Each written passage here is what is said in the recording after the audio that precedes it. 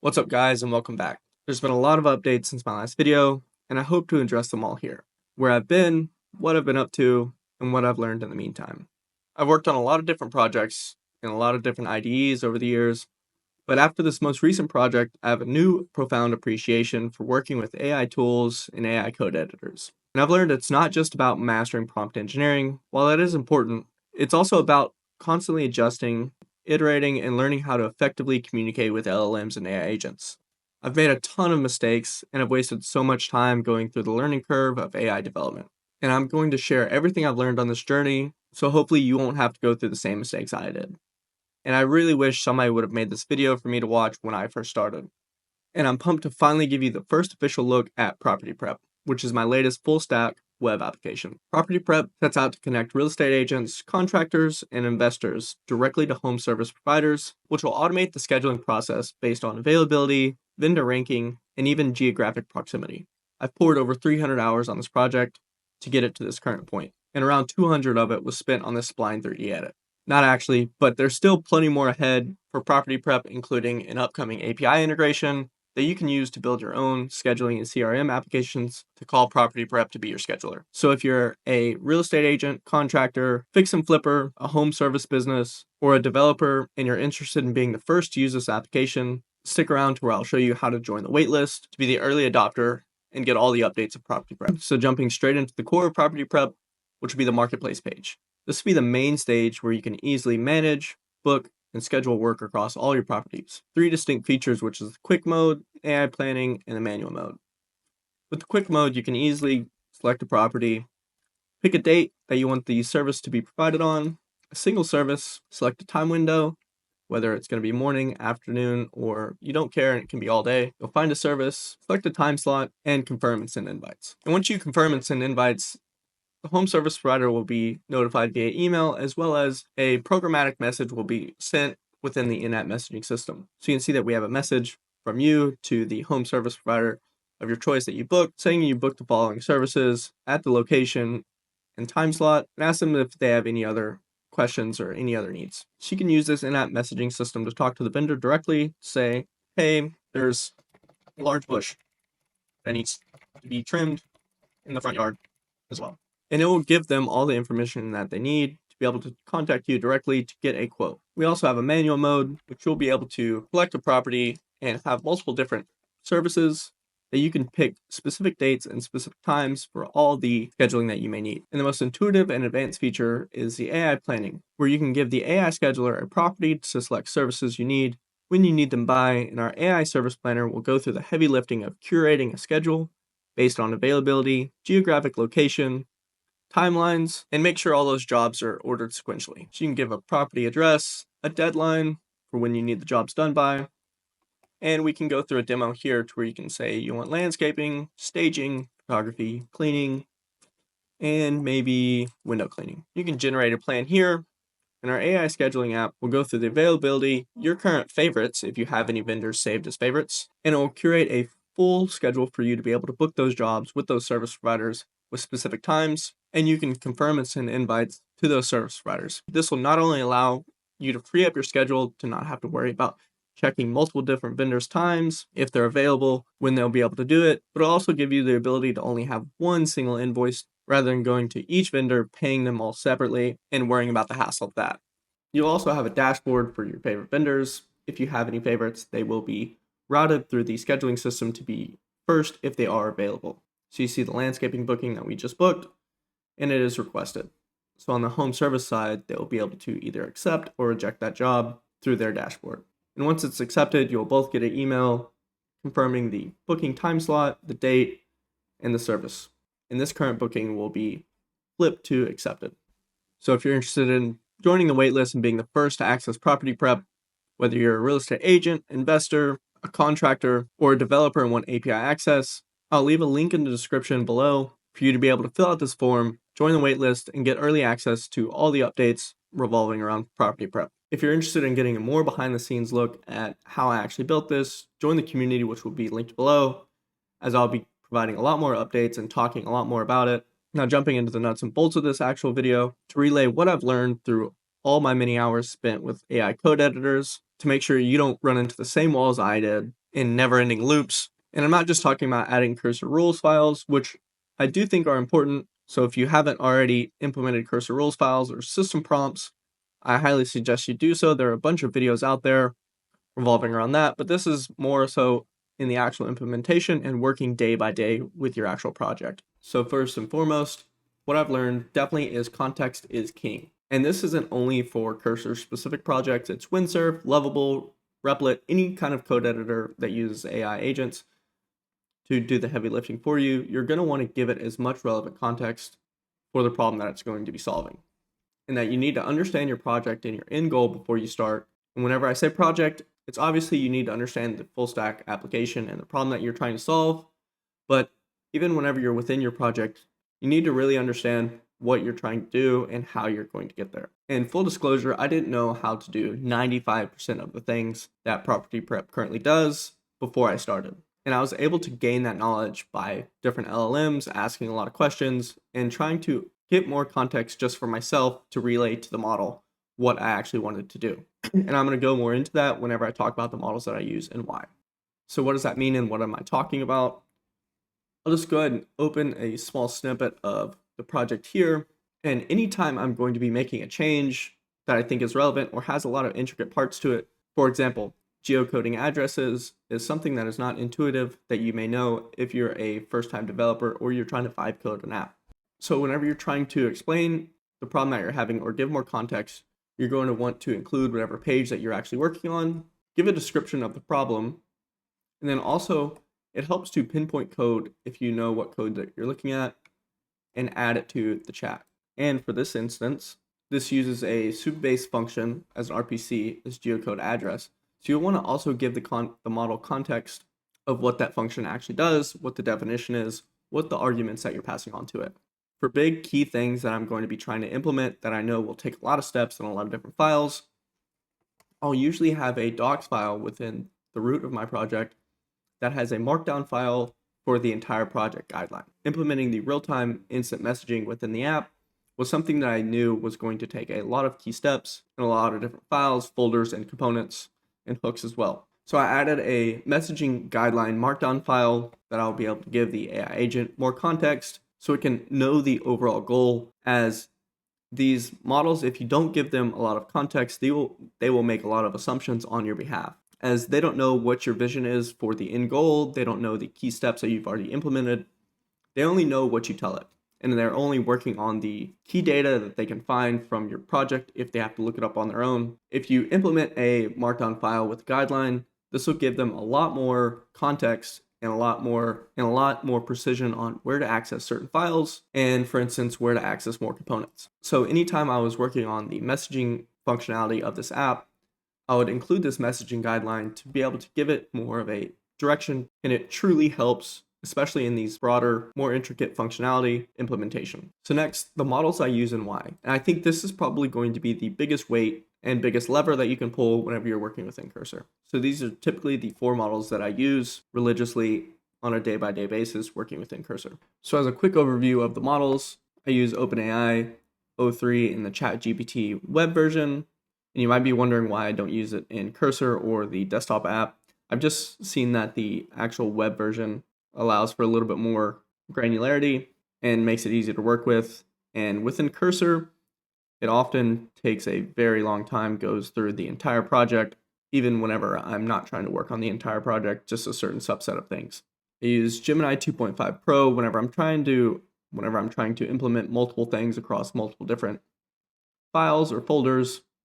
It will do a good job of not overreaching as Claude 3.7 or some of the other models do, and it's usually pretty good at not breaking the entire thing.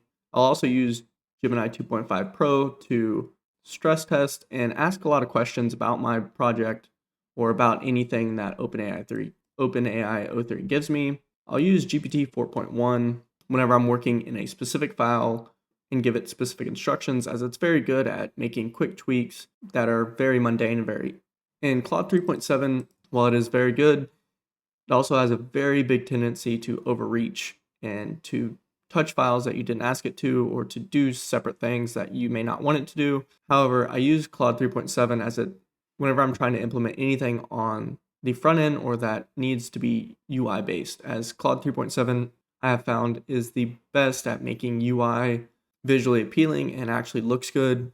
But I do make sure I'm very specific with when I'm using it and the instructions that I give it to make sure that it doesn't just run rampant and change a bunch of things that I didn't ask it to.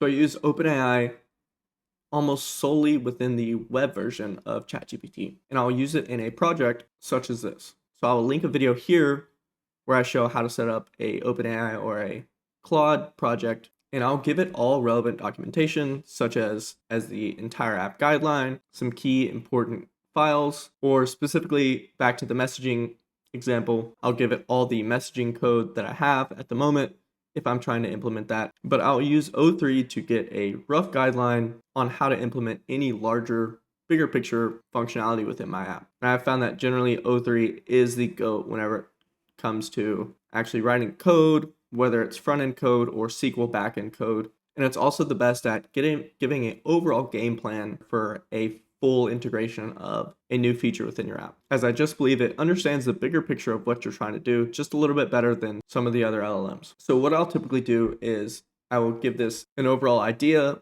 of what I'm trying to do within my project, ask it for a step-by-step guideline on how to do it, and spitball back and forth. And I'll typically go through a rotation of going through ChatGPT O3, and then for the actual implementation, I'll usually go back to Cursor, ask Gemini 2.5, either Max or the preview, and go back and forth and say, will this work with my current project? What will I need to update?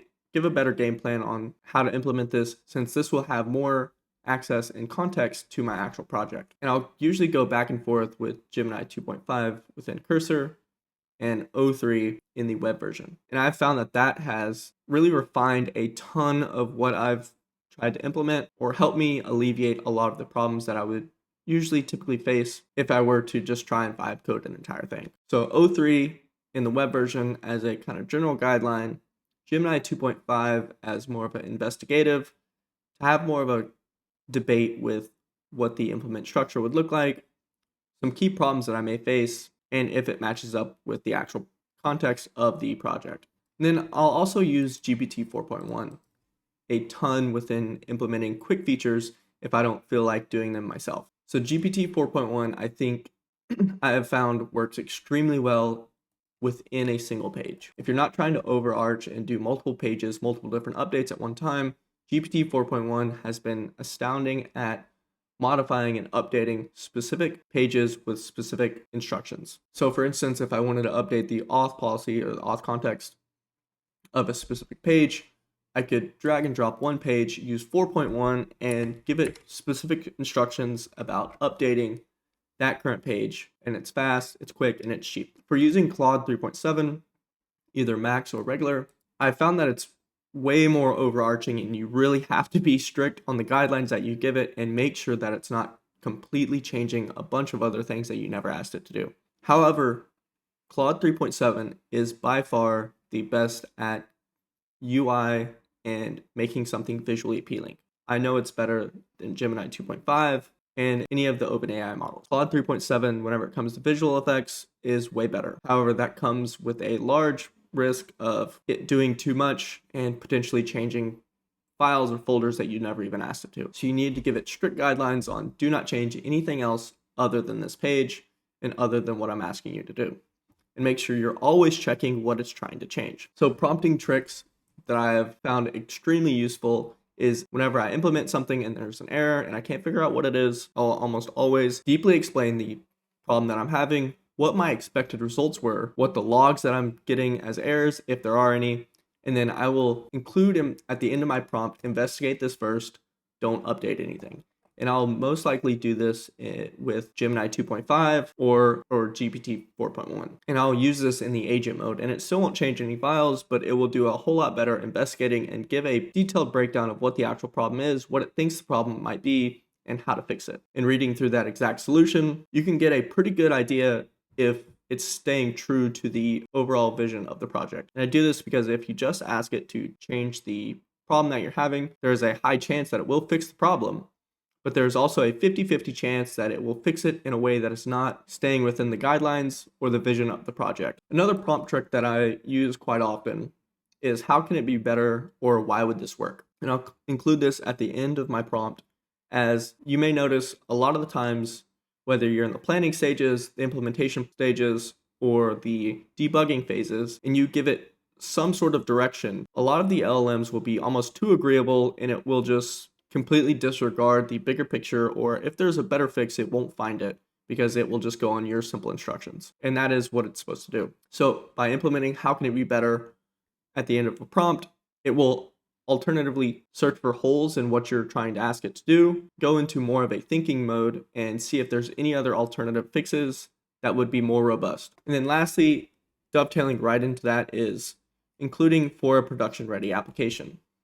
A lot of the times, whenever you're debugging, it will fix the problem with a quick patch. If you're using one of the cheaper models, especially if you're using like 4.1, it will fix the problem, but it won't always be a fully robust production ready fix. It will just be a quick patch for an MVP style project. So to truly reroute that, you can include all of these, investigate first, don't do anything, and how can it be better for a production ready application.